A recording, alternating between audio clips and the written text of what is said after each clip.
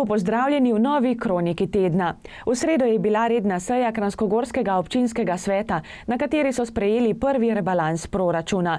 Odlok o proračunu občine Kranjska Gora za letos je bil sprejet na 21. seji občinskega sveta. Po zaključku proračunskega leta je bilo ugotovljeno, da je za 36 tisoč evrov nerazporejenih namenskih sredstev. Na prihodkovni ravni predvidevajo dvig za 336 tisoč evrov. Višje je sofinanciranje investicij po zakonu o financiranju občin, predvidevajo prihodek za naravne nesreče za sanacijo plazu na Belci, sofinanciranje ekosklada za nakup električnega avtomobila, znižano pa je predvideno sofinanciranje obnove igrišča pri osnovni šoli Josipa Vandota v Kranjski Gori. Na podlagi realizacije preteklega leta ocenjujejo višjo turistično takso. Višje je odmera nadomestila za uporabo stavbnega zemljišča in najemnine za gospodarsko javno infrastrukturo. Sprejeli so tudi predlog zaključnega računa proračuna občine Kranjska Gora za lani.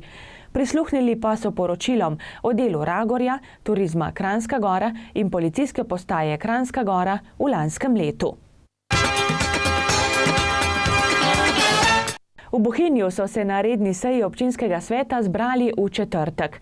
Sprejeli so zvišanje cen parkiranja v Bohinjskem jezeru in določili cenejša ter brezplačna parkirišča na bolj oddaljenih lokacijah, s katerih bo zagotovljen brezplačen javni prevoz do jezera.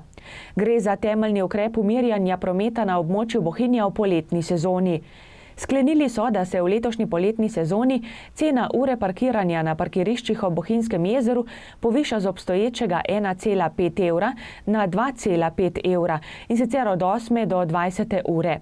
Na parkirišču pod Skalco pa se bo parkiranje časovno omejilo na največ 2 uri.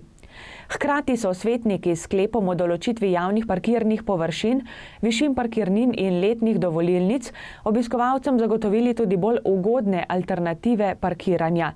Na parkirišču Labora v Stari Fužini, ki je od jezera oddaljeno 5 minut hoje, bo možno parkiranje za 10 evrov na dan. Na Travniku nasproti Kristala v Ribčevem Lazu, ki je od jezera oddaljen 10 minut hoje, pa za 5 evrov na dan. Na parkirišču Senožeta v Srednji vasi bo parkiranje stalo 2 evra na dan, v Bohinjski Bistrici pri Danici pa bo na voljo brezplačno parkiranje. Z omenjenih bolj oddaljenih lokacij bo ob koncih tedna v poletni sezoni zagotovljen tudi brezplačni avtobusni prevoz do jezera. Zdaj pa v Podkoren, kjer je bil v petek sprejem za odlično alpsko smučarko, domačinko Meto Hrovat. Najprej en aplauz za Meto! Najprej besedo predstavnikom navijačev. To je človek se izpolnil ključnik oziroma hashtag naša soseda.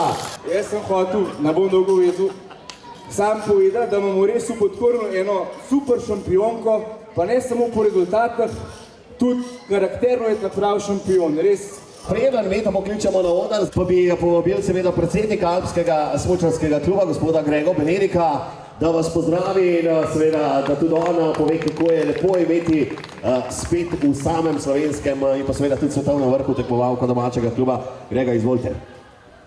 Ja, hvala.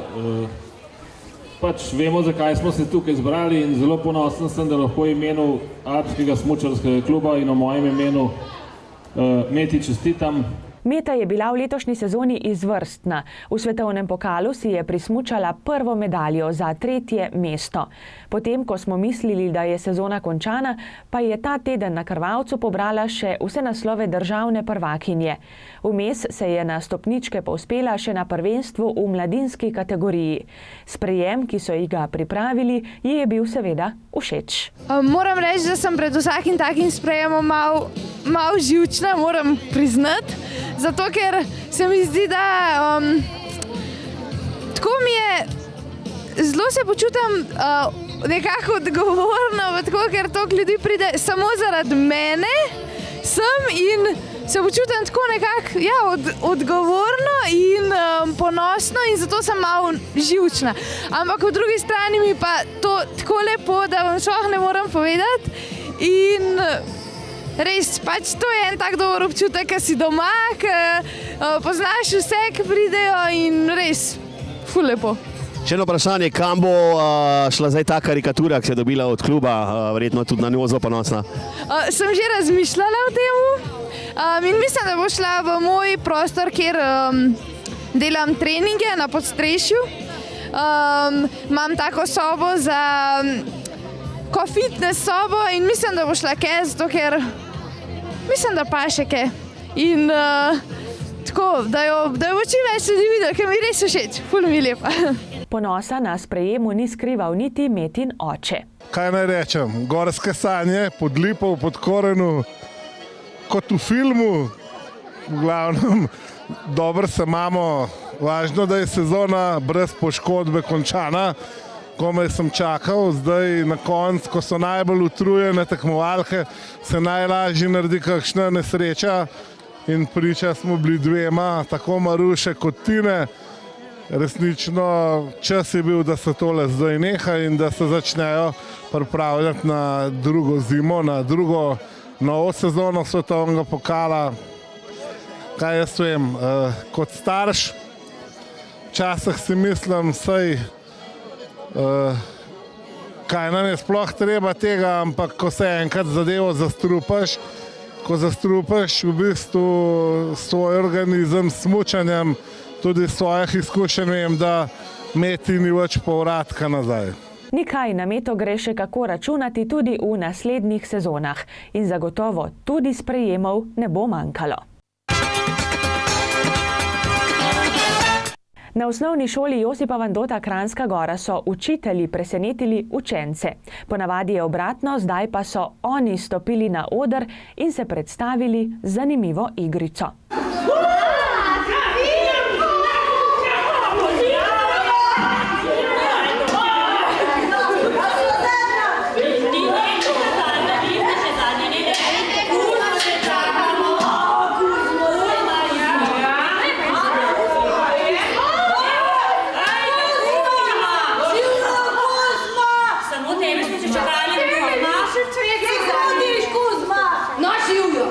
Pred vrati je velika noč in za naše otroke smo nekateri učitelji pripravili igro z naslovom Kuzma dobi nagrado.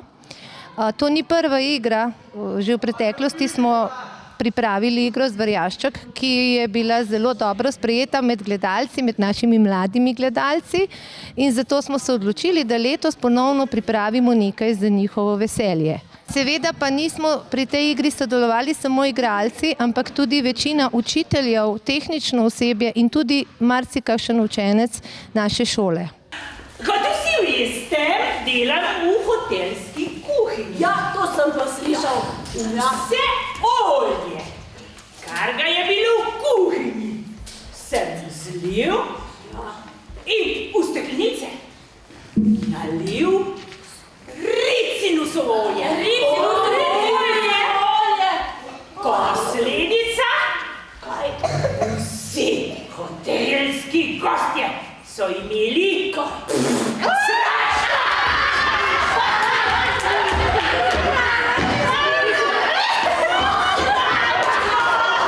Zgodba pripoveduje o škratih, še posebej o škratu Kuzmov, ki vsak mesec pripravijo kakšne lumparije, škratovščine in potem se zberejo v gozdu in izbirajo najhujšo škratovščino, se pravi najbolj navihano, najbolj izvirno, tudi malo škodoželjno. Seveda se pa zaključi z noto oziroma z moralnim naukom, v katerem se raka strezni pravzaprav škrata Kuzma, da so te norčije neprimerne in da niso prijetne za ostale gozdne prebivalce. Sezona na kranjskogorskem smučišču je končana. Z njo so zelo zadovoljni, bila je dolga, narava pa tudi radodarna s snegom. Resnično nas je narava letos obdarila z kar veliko količino naravnega snega. Jutri na velikonočni ponedeljek zaključujemo smučarsko sezono 2017-2018. Z njo smo zaposleni v našem podjetju izredno zadovoljni, saj je bila rekordna smučarska sezona. Obiskalo nas je več kot 220.000 smučarjev in jutri zabeležimo 130. obratovalni dan našega smučišča. Začeli smo jo relativno zgodaj, 24. novembra. Ekipa zasneževanja se je resnično potrudila in izdelali smo dovolj tehničnega snega, zato da smo lahko smučarsko sezono začeli izredno zgodaj in seveda smo jo podaljšali tudi v čas velikonočnih praznikov. Najprej se bi res rada zahvalila vsem sodelavkam in sodelavcem za res korektno sodelovanje. Ekipa Smučarskega centra Kranjska Gora je tudi pod novo lastniško strukturo dokazala, da zmore, da znamo in z našim poslovanjem so zadovoljni tudi naši lastniki. Prav tako bi se rada zahvalila vsem poslovnim partnerjem, seveda tudi medijem za korektno poročanje, tudi vaši televiziji ATM Kranjska Gora.